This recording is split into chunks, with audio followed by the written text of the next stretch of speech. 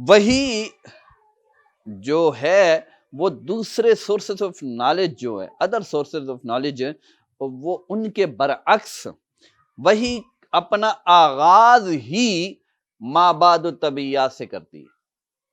وہ کہتی ہے ان حقیقتوں کو میں بیان کرتی ہوں، وہی بتاتی ہے اس کائنات کو، انسان کو کس نے بنایا، انسان کو کیوں بنایا، یہ کائنات کیوں بنی، خالق کون ہے۔ وہی ان مابعد الطبیعیاتی سوالات کا جو آنسر دیتی ہے وہ ایک بڑا ایک ریزنیبل آنسر ہے، تو وہ دیتی ہے ان سوالات کا جواب، بنسبت دوسرے سورسز آف نالج کے وہ اس قابل نہیں ہے، وہ دے رہے ہیں۔ اچھا، جب وہی دیتی ہے، اب وہی غلط کہہ رہی ہے یا جھوٹ کہہ رہی ہے، ہمیں کیسے پتا چلے گا؟ اس کے بعد اس کا بھی تو کوئی پیمانہ ہونا چاہیے نا۔ تو آئیں ذرا ہم، جب وہی ہمارے سامنے آئی ہے تو ہم اسے اگر پرکھتے ہیں تو اس کے بنیادی طور پر دو معیارات ہو سکتے ہیں جن کی بیس پہ ہم وحی کو پرکھ سکتے ہیں۔ مثلا وہ دو معیارات وحی کے، ایک اس کا جو بات جو سامنے آئی ہے وہ، اور دوسرا وہ بات کرنے والا۔ بات کرنے والے کو دیکھا جائے گا کہ اس نے جو وہ خود بات جو کر رہا ہے، جو وحی کی بات جو پہنچا رہے ہیں ہمیں، وہ کیسا انسان ہے۔ تو آئیے ان دو پیمانوں پہ ہم پرکھتے ہیں۔ جو بات ہے سب سے پہلے اسے دیکھتے ہیں کہ وہ جو بات ہے وہ مشاہدہ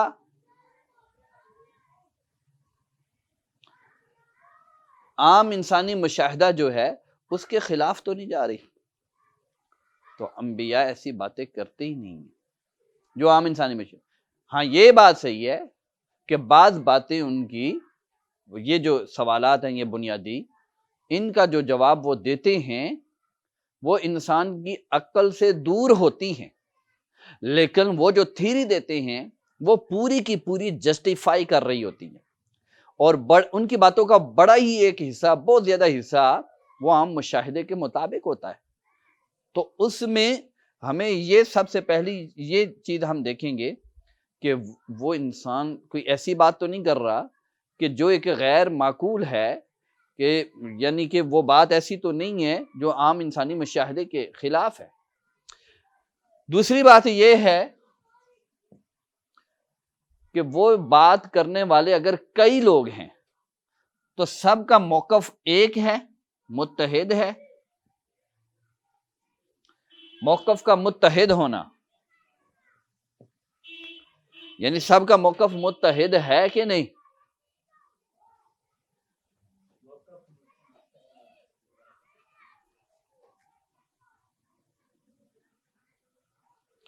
موقف کا متحد ہونا یعنی اگر 1,24,000 انسان ایک بات کر رہے ہیں تو کیا وہ سب کی بات میں کوئی اختلاف تو نہیں ہے؟ سب کی بات ایک جیسی ہے۔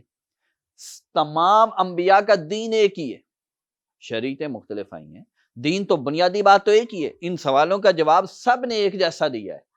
ان سوالوں کے جواب میں جو نظریہ سامنے آتا ہے اسی کو دین کہتے ہیں۔ وہ سب نے ایک جیسا دیا ہے، دین سب کا ایک ہے، متحد ہے۔ تیسری چیز ہم یہ دیکھ سکتے ہیں کہ اس بات پر اگر عمل کیا جائے، عمل کی کسوٹی پر دیکھا جائے، اگر عمل کیا جائے تو جو نتائج نکلتے ہیں وہ نتائج خوشگوار ہیں، وہ نتائج اچھے ہیں، مفید ہیں کہ نہیں ہیں۔ اگر نتائج اچھے نکل رہے ہیں تو پھر وہ بات بالکل ٹھیک ہے۔ انبیاء کی باتوں کو جب مانا گیا ہے تو نتائج انسانیت کے لیے بڑے خوشگوار ثابت ہوئے ہیں۔ آپ اسلامک ہسٹری کو دیکھیں، آپ بنو اسرائیل کی ہسٹری کو دیکھیں، آپ اور دیگر انبیاء کی جو ہسٹری ہے اس کو آپ سٹڈی کریں تو یہی نظر آتا ہے جب ان باتوں کے اوپر عمل کیا گیا ہے تو نتائج خوشگوار نکلے۔ بات کے بعد ہم بات کرنے والے کو دیکھتے ہیں، سوری یہ ان کے ساتھ تعلق ہے، اور بات کرنے والے کو ہم جب دیکھیں تو اس میں سب سے پہلے جو چیز ہم دیکھیں گے کہ وہ جو بات کرنے والا ہے اس کا کردار دیکھیں گے ہم۔ اگر تو اس کا کردار ٹھیک نہیں ہے تو پھر ہم کہیں گے بھئی بات غلط ہو سکتی ہے، یہ اپنے مفاد کے لیے کر سکتا ہے، لیکن ہم انبیاء کو دیکھتے ہیں تو وہ انسانیت میں سب سے اعلیٰ کردار والے ہیں، ان سے بڑھ کر کردار کسی کا نہیں، ان کے دشمن بھی ان کے کردار کی گواہی دیتے ہیں، وہ لوگ جو ان کی بات کا انکار کر دیتے ہیں لیکن ان کی بات کی تو گواہی دیتے ہیں۔ دوسری بات یہ ہے کہ ہم یہ دیکھیں کہ وہ جو بات کرنے والا ہے اس کی اپنی ذہنی صورتحال کیسی ہے۔ ایسے بھی ہو سکتا ہے بات کرنے والے کی اپنی ذہنی صورتحال ٹھیک نہ ہو، لیکن انبیاء سے زیادہ ذہین انسان کوئی نہیں ہوتا، انبیاء سے زیادہ باشعور انسان کوئی نہیں ہوتا۔ ان کی باتیں دیکھیں، بڑے سے بڑے وہ جو ان کے اوپر ناقد ہے، جو تنقید کرنے والے ہیں، وہ بھی حیران رہ جاتے ہیں ان کی بات کے اندر جو دنائی ہوتی ہے، جو بصیرت ہوتی ہے، وہ جب انہیں نیوٹرل ہو کر سٹڈی کرتے ہیں تو وہ حیران رہ جاتے ہیں۔ اور پھر ہم یہ بھی دیکھ سکتے ہیں کہ وہ جو بات کر رہے ہیں، پھر ہم یہ بھی دیکھ سکتے ہیں کہ وہ جو بات کر رہے ہیں اس بات کے اندر ایک متاثر ہونا،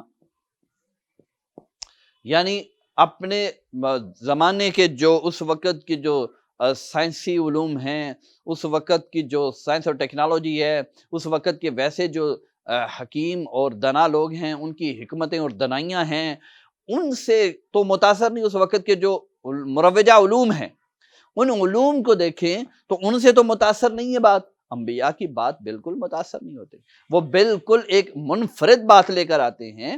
اس لحاظ سے تو ہم وحی کو دیکھیں تو وحی ایک تو یہ ہے کہ وہ ان سوالوں کا جواب دیتی ہے جو میٹا فزیکل ہے، وہ اپنی سفر کا آغاز ہی، اپنی بات کا آغاز ہی یہاں سے کرتی ہے۔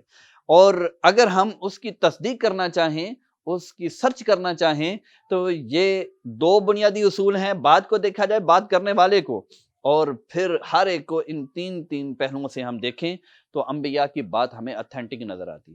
پس ثابت یہ ہوا کہ وحی در حقیقت دستور حیات بن سکتی ہے۔ اس کے علاوہ جتنے بھی سورسز آف نالج ہیں وہ اس قابل نہیں ہیں کہ وہ دستور حیات بن جائیں۔ بس ایک وہی ایسا سورس آف نالج ہے کہ جو انسانیت کو دستور دے سکتا ہے